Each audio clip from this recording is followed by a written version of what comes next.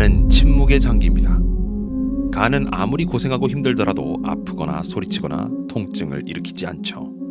때문에 간에 이상이 생겨 병원에 방문하는 분들은 간에 굉장히 큰 손상을 입고 병원에 방문하는 것이라고 생각하셔야 합니다.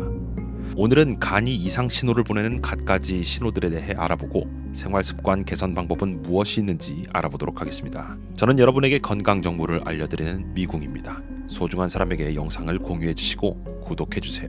알림 설정을 해주시면 매주 빠르게 소중한 정보를 얻으실 수 있습니다. 자, 그럼 시작하겠습니다. 등산하고 내려와서 마시는 막걸리, 회식날 삼겹살에 소주 한 잔, 그렇게 먹고 다음날 먹는 짬뽕 해장. 이런 모든 일상들 끝에 우리의 간이 혹사되고 있다는 사실은 우리가 알면서도 생활 습관을 잘 고치지 못하죠. 맨 처음에 말씀드렸듯이 간은 침묵의 장기이기 때문에 무리가 와도 별다른 자각이 없죠. 간은 50%가 망가졌다고 해서 몸에 두드러기가 생기거나 피로가 동반하지 않기 때문입니다. 거의 80% 정도 망가져야 황달이나 복부팽만과도 같은 증상으로 병원을 방문하게 되고, 환자들 대부분은 몸이 회복되기 위해서 갖가지 엄청난 노력을 기울여야 합니다. 갑자기 간의 회복 속도를 증진시키기 위해서 규칙적인 식사 습관과 수면 시간을 확보해야 하고 꾸준히 병원에 방문해 검진을 받으셔야 하기에 매우 고되고 회복이 어렵습니다.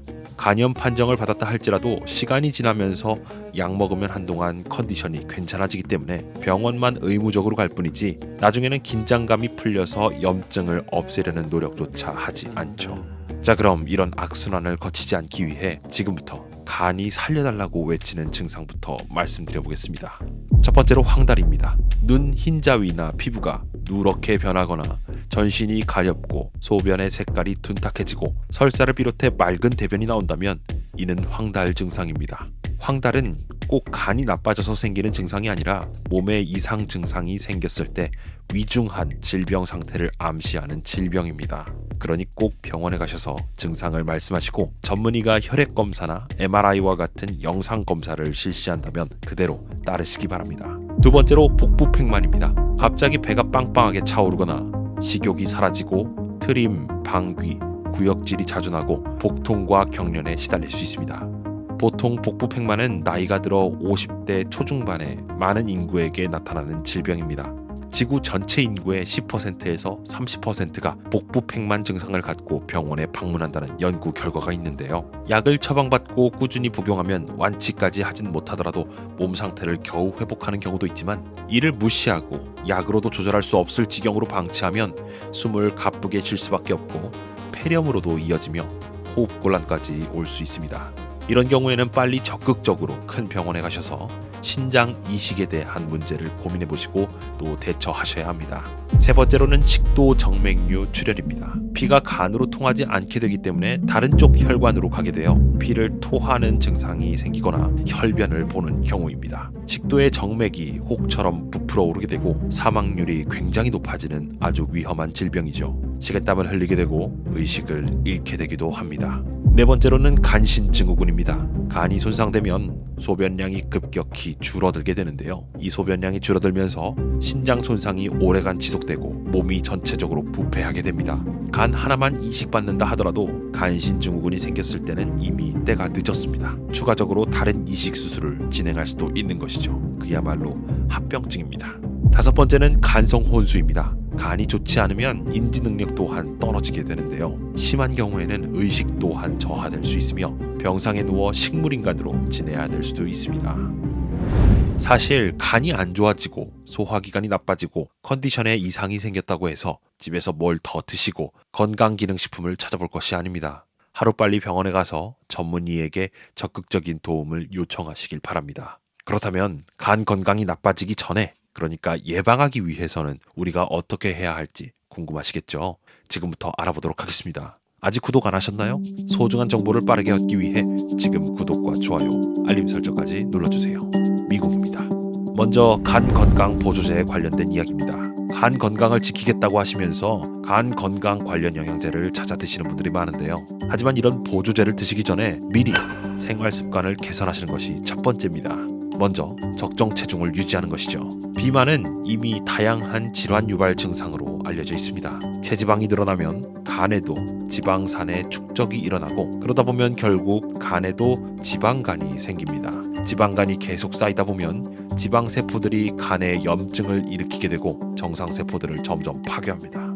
그러다 보면 간이 점점 딱딱해지는 상태가 발현되고 결국 여러분이 알고 계시는 간경화가 오게 됩니다. 실제로 대한간암학회에 발표된 연구 자료에 따르면 비만인 사람이 정상 체중의 사람보다 간암 발생률이 약 2배 정도 높았다고 합니다. 이때 비만율이 높을수록 간암 발생률과 사망률이 높았다는 결과가 있었고요. 하지만 그렇다고 해서 급격한 다이어트는 오히려 간에 큰 영향을 줍니다. 급격한 다이어트는 몸 안의 체지방을 줄이지 않고 근육과 수분을 줄이기 때문에 오히려 내장 지방의 비율이 올라갈 수 있습니다. 그렇게 내장 지방의 비율이 올라가게 되면 지방간은 더 악화되기도 합니다. 이런 급격한 다이어트로 인해 간에 담석이 발생할 수도 있고 오히려 가만히 있던 간에 더 큰 악영향을 줄 수 있는 것이죠. 그러니 살 빼겠다고 갑자기 단식에 돌입하거나 물만 마시면서 수행하듯이 지내서는 안 됩니다. 전문의가 권고하는 수치를 말씀드리면 평균적으로 일주일에 1.6kg 감량 그리고 한 달에 4kg 감량을 권하고 있습니다. 두 번째는 건강한 식이습관입니다. 금주하는 것이죠. 하지만 여기서 더 알아야 할 것이 있습니다. 무엇일까요? 금연이라고 생각하시는 분들 계실 텐데요. 물론 금연도 맞는 말이지만 또 중요한 포인트가 있습니다. 합성 첨가물을 드시지 않는 겁니다. 우리의 간은 몸속에 들어온 독소들을 해독하고 배출하는 역할을 합니다. 그런데 가공식품에 들어간 합성 첨가물이나 알코올이 우리 몸에 들어왔을 때 간이 꾸준히 일을 해내야 되는데 계속해서 쉬지 않고 일하게 되면 대사 능력이 저하되고 지치게 됩니다. 이는 컨디션 취약으로 이어지고 간을 더 안 좋게 하는 것이죠. 금주가 어렵다면 절주, 즉 술을 마신 다음 날은 술을 안 먹겠다 다짐하시거나 마시고 있는 술의 양을 조금이라도 줄이는 것이 좋습니다. 가공식품, 합성 첨가물이 들어가는 것은 간에게 더 일을 하라고 부추기는 것과도 같으니 되도록이면 자연식품, 즉 생선을 비롯한 육류, 해산물, 야채 등으로 식사하시는 것이 좋습니다. 나이 들수록 빵으로 끼니를 때우면 안 된다는 말이 되겠죠. 세 번째입니다. 정해진 약 복용입니다. 술을 마신 뒤에 두통이 있다며 타이레놀을 달고 다니거나 조금이라도 소화가 안 되면 가스 활명수를 드시는 분, 몸에 좋은 영양제를 챙기겠다며 각종 건강 보조식품을 자주 삼키시는 분들은 이 부분을 특히 주의하셔야 됩니다. 이렇게 약이 들어오면 고용량의 성분으로 인해 간은 대사 촉진을 활발히 하게 되고 더욱 피로해지는데요.